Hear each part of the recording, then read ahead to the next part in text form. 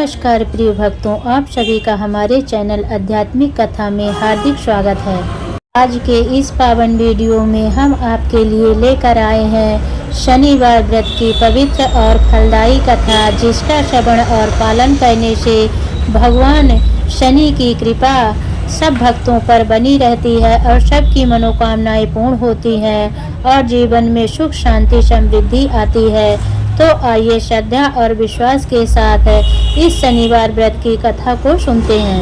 इस समय स्वर्गलोक में सबसे बड़ा कौन के प्रश्न पर नवग्रहों में विवाद हो गया। विवाद इतना बड़ा कि परस्पर भयंकर युद्ध की स्थिति बन गई। निर्णय के लिए सभी देवता देवराज इंद्र के पास पहुँचे और बोले, हे देवराज, आपको निर्णय करना होगा कि हम में से सबसे बड़ा कौन है। देवताओं का प्रश्न सुनकर देवराज इंद्र उलझन में पड़ गए। इंद्र बोले, मैं इस प्रश्न का उत्तर देने में असमर्थ हूँ। हम सभी पृथ्वी लोक में उज्जैनी नगरी में राजा विक्रमादित्य के पास चलते हैं। देवराज इंद्र सहित सभी ग्रह देवता उज्जैनी नगरी पहुँचे। महल में पहुँचकर जब देवताओं ने उनसे अपना प्रश्न पूछा तो राजा विक्रमादित्य भी कुछ देर के लिए परेशान हो उठे, क्योंकि सभी देवता अपनी अपनी शक्तियों के कारण महान थे। किसी को भी छोटा या बड़ा कह देने से उनके क्रोध के प्रकोप से भयंकर हानि पहुंच सकती थी।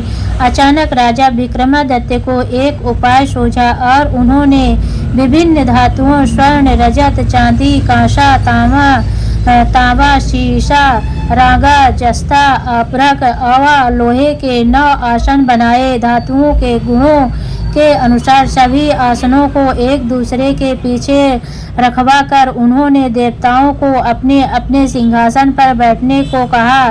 देवताओं के बैठने के बाद राजा विक्रमादित्य ने कहा, आपका निर्णय तो स्वयं हो गया। जो सबसे पहले सिंहासन पर विराजमान है वही सबसे बड़ा है। राजा विक्रमादित्य के निर्णय को सुनकर शनि देवता ने सबसे पीछे आसन पर बैठने के कारण अपने को छोटा जानकर क्रोधित होकर कहा, राजा विक्रमादित्य, तूने मुझे सबसे पीछे बैठाकर मेरा अपमान किया है। तुम मेरी शक्तियों से परिचित नहीं हो, मैं तुम्हारा सर्वनाश कर दूंगा। शनि ने कहा, सूर्य एक राशि पर 1 महीने, चंद्रमा 2.25 महीने, मंगल 1.5 महीने, बुध और शुक्र 1 महीने, बृहस्पति 13 महीने रहते हैं, लेकिन मैं किसी राशि पर 7.5 वर्ष 7.5 तक रहता हूँ। बड़े बड़े देवताओं को मैंने अपने प्रकोप से पीड़ित किया है। राम 7.5 के कारण ही वन में जाकर रहना पड़ा और रावण को 7.5 के कारण ही युद्ध में मृत्यु का शिकार बनना पड़ा। राजा, अब तू भी मेरे प्रकोप से नहीं बच सकेगा। इसके बाद अन्य ग्रहों के देवता तो प्रसन्नता के साथ चले गए, परंतु शनि देव बड़े क्रोध के साथ वहां से विदा हुए। राजा विक्रमादित्य पहले की तरह ही न्याय करते रहे। उनके राज्य में सभी स्त्री पुरुष बहुत आनंद से जीवन यापन कर रहे थे। कुछ दिन ऐसे ही बीत गए। इधर शनि देवता अपने अपमान को भूल न पाए। विक्रमादित्य से बदला लेने के लिए एक दिन शनि देव ने घोड़े के व्यापारी का रूप धारण किया और बहुत से घोड़े के साथ उज्जैनी नगरी पहुँचे।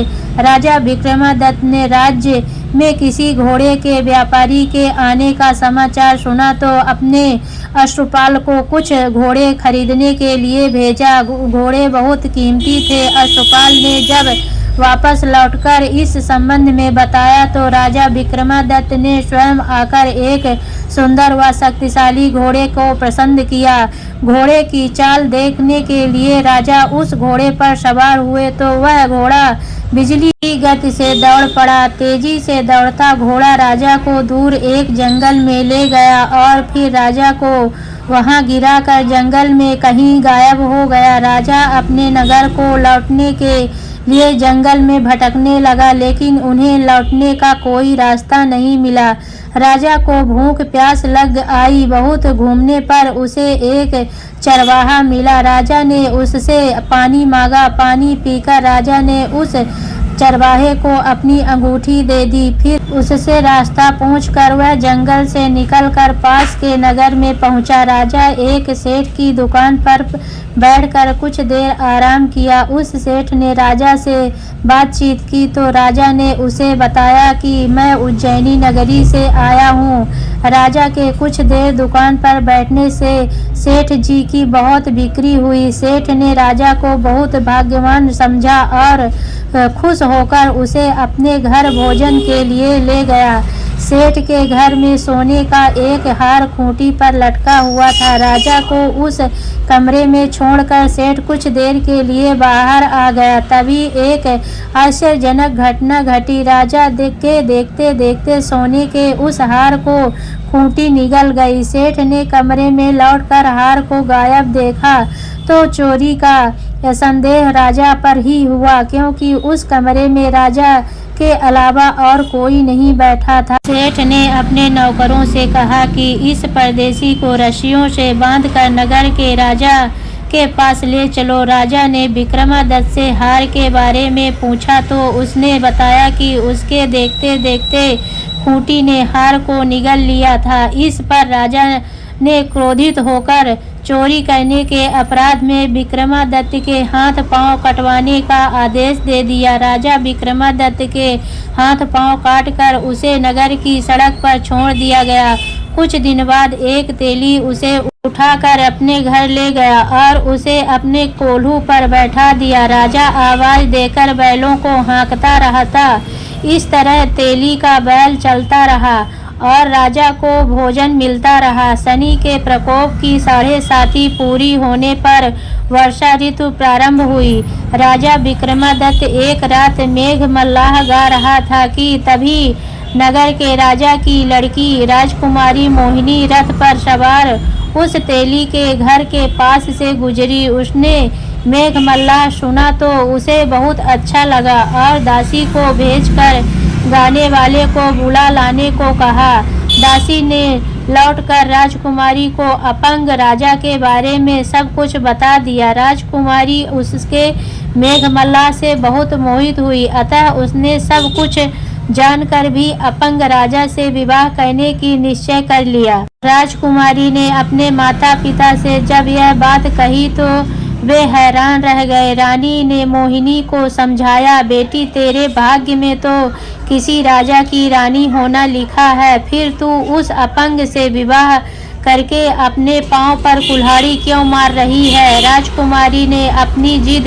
नहीं छोड़ी। अपनी जिद पूरी करने के लिए उसने भोजन करना छोड़ दिया और प्राण त्याग देने का निश्चय किया। आखिर राजा रानी को विवश होकर अपंग विक्रमादित्य से राजकुमारी का विवाह करना पड़ा। विवाह के बाद राजा विक्रमादित्य और राजकुमारी तेली के घर में रहने लगे। उसी रात स्वप्न में शनि देव ने राजा से कहा, राजा तुमने मेरा प्रकोप देख लिया, मैंने तुम्हें अपने अपमान का दंड दिया है। राजा ने शनिदेव से क्षमा करने को कहा और प्रार्थना की, हे शनिदेव आपने जितना दुख मुझे दिया है अन्य किसी को न देना। शनिदेव ने कुछ सोचकर कहा, राजा मैं तुम्हारी प्रार्थना स्वीकार करता हूँ। जो कोई स्त्री पुरुष मेरी पूजा करेगा, शनिवार को व्रत करके मेरी व्रत कथा सुनेगा, उस पर मेरी अनुकंपा बनी रहेगी। प्रातः काल राजा विक्रमादित्य की नींद खुली तो अपने हाथ पांव देखकर राजा को बहुत खुशी हुई। उसने अपने मन ही मन शनिदेव को प्रणाम किया। राजकुमारी भी राजा के हाथ पांव सही सलामत देखकर आश्चर्य में डूब गई। तब राजा विक्रमादित्य ने अपना परिचय देते हुए शनिदेव के प्रकोप की सारी कहानी सुनाई। सेठ को जब इस बात का पता चला तो दौड़ता हुआ तेली के घर पहुंचा और राजा के चरणों में गिरकर क्षमा मांगने लगा। राजा ने उसे क्षमा कर दिया, क्योंकि यह सब तो शनिदेव के प्रकोप के कारण हुआ था। सेठ राजा को अपने घर ले गया और उसे भोजन कराया। भोजन कराते समय वहां एक आश्चर्यजनक घटना घटी।